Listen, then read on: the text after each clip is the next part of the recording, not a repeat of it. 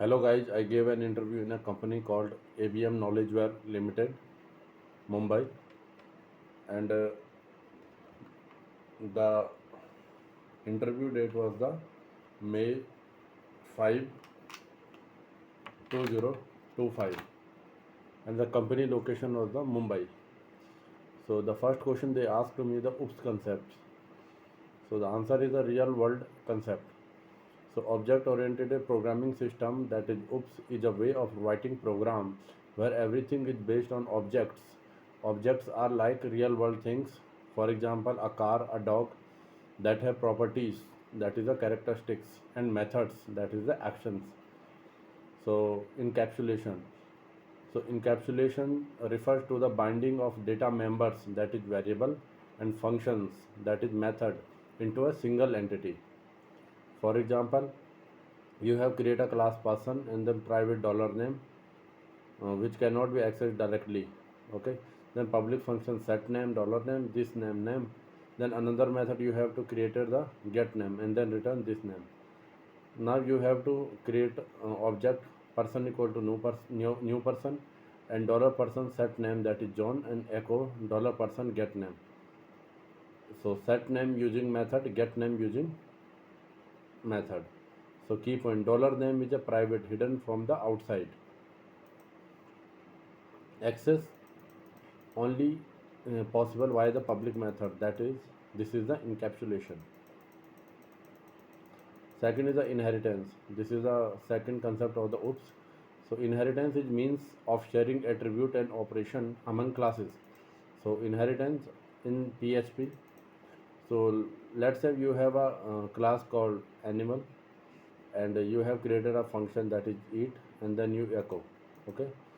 Second, child class inherits from the animal. Class dog extends animal.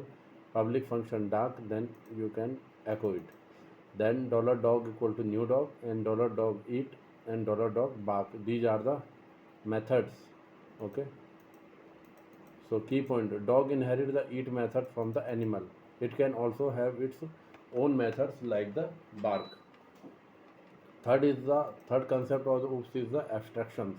Refers to providing the essential features without including background details or explanation. So abstraction is refers to providing essential feature without including background details or explanation. So example, you have created a abstract class vehicle, and then abstract public function start engine.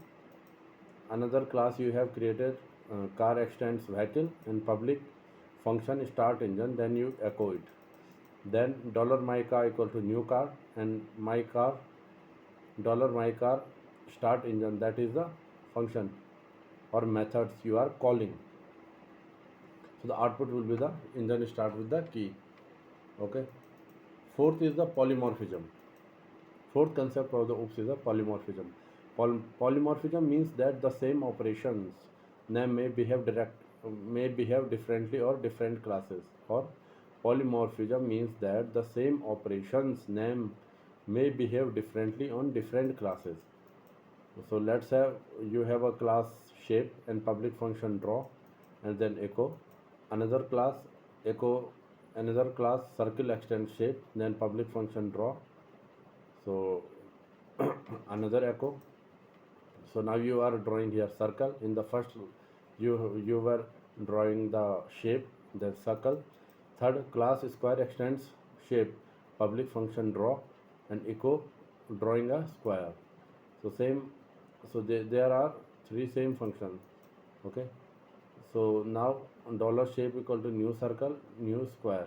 So for each shapes as shape and shape draw. Okay. So key point is draw is the same method name. It behaves differently for circle and square. This is the polymorphism. Same method, different behavior. Another question they ask me, what are the differences between abstractions and encapsulation? Okay. So abstraction, hiding implementation detail and showing only the essential features. Encapsulation, wrapping data and method together and restricting direct access. Second, focus on what an object does. Encapsulation, focus on how data is protected inside the object. Third, abstraction, to reduce complexity and highlights relevant details.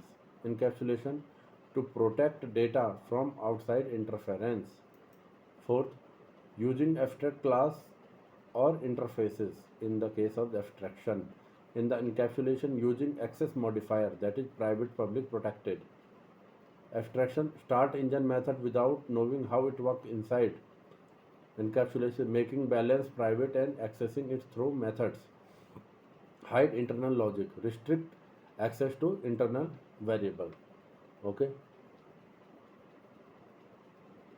Another, let's differentiate clearly.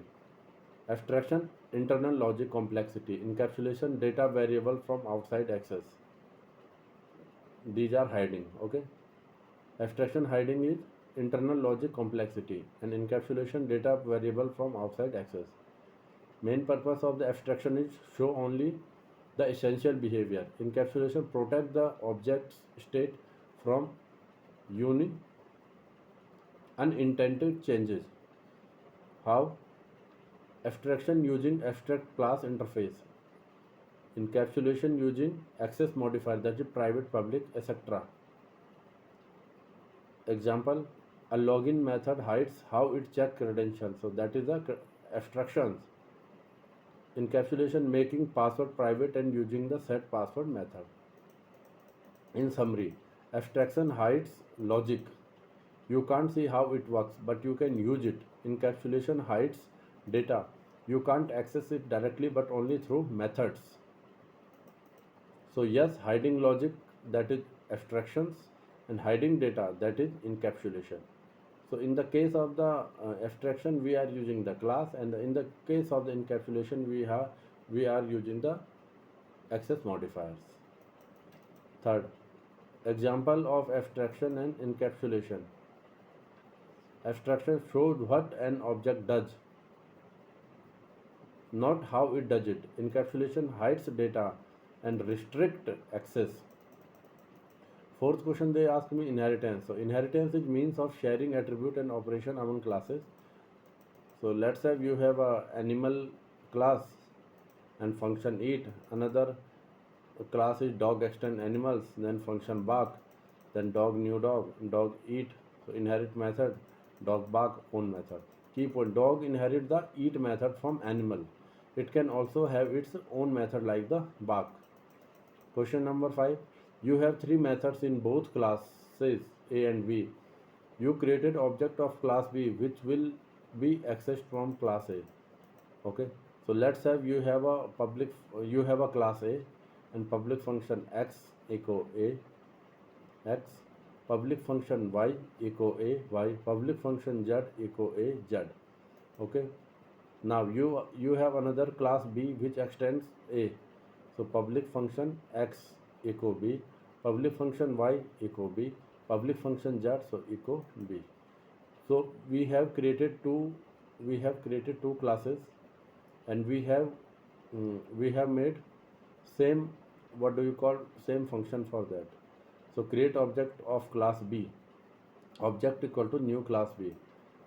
So object x, object y, object z. So what would be the output of that? So the output will be x y z. Okay, x y z.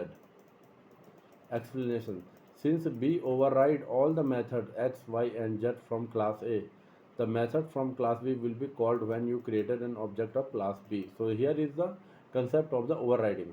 In PHP, when you define the same method in a child class as in the parent class, the child method override the parent methods. Okay. If class B does not extend A and both classes have their own method independently, the method of class B will still be called when object equal to new B is used. Okay. Even when we are not using the extend this thing, still the second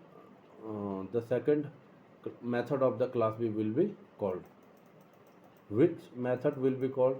Since class B extend A and override all members x, y, z, and we are calling the method using an object of class B, the overridden method in class B will be called. So output will be the x, y and z. Another question they ask me, what is the method chaining? So method chaining refers to the practice of the calling multiple methods on the same object in a single line by having each method return the object itself. Usually this is a Java, C++, PHP or self in Python. Okay.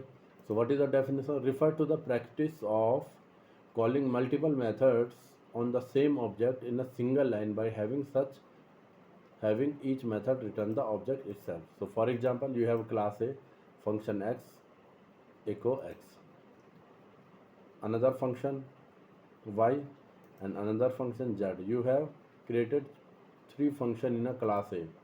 Now you want to create a object j equal to new A, and now this is the method chaining object x, y, z. So this is called the method chaining. So the output will be the x, y, z. How it works? Each method xyz return $this, which is the current object instance that allows the next method to be called directly on the result of the previous one.